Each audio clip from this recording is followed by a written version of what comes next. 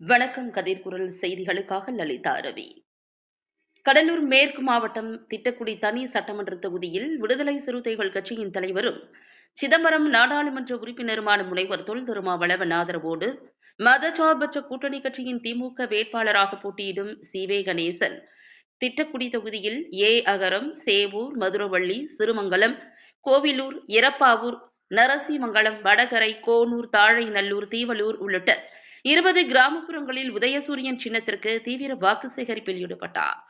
இந்த தீவிர வாக்கு சேகரிப்பில் அனைத்து கிராமங்களிலும் உள்ள விடுதலை சிறுத்தைகள் கட்சி, திமுக, தேமுதிக உள்ளிட்ட மதச்சார்பற்ற கூட்டணி கட்சியின் நிர்வாகிகள் சால்வை அணிவித்தும், மலர் மாலை அணிவித்தும், மகளிர் விடுதலை இயக்கத்தினர் ஆரத்தி எடுத்தும் உற்சாக வரவேற்பு அளித்து தங்களின் ஆதரவை தெரிவித்தனர்.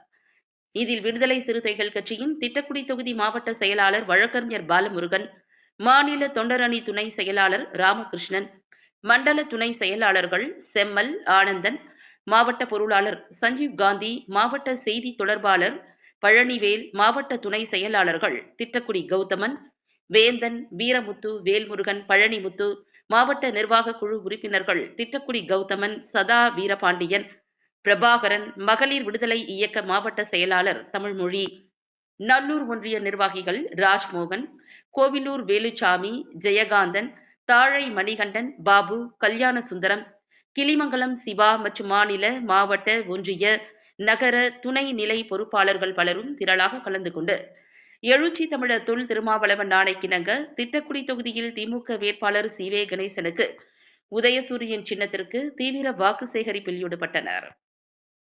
அப்போது சி.வே. கணேசனுக்கு ஆதரவாக சிறுநெசலூர் முன்னாள் ஊராட்சி மன்ற தலைவரும் நல்லூர் வடக்கு ஒன்றிய விவசாய தொழிலாளர் அணி அமைப்பாளருமான திருமங்கலம் மஞ்சுளா வேல்முருகன் 200க்கும் மேற்பட்ட பெண்களுடன் தீவிர வாக்கு சேகரிப்பில் ஈடுபட்டார்.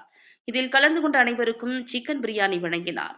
இதில் மதச்சார்பற்ற முற்போக்கு கூட்டணி கட்சியின் அனைத்து கட்சி நிர்வாகிகளும் திரளாக கலந்து கொண்டு தங்களின் ஆதரவை தெரிவித்து தீவிர வாக்கு சேகரிப்பில் ஈடுபட்டனர்.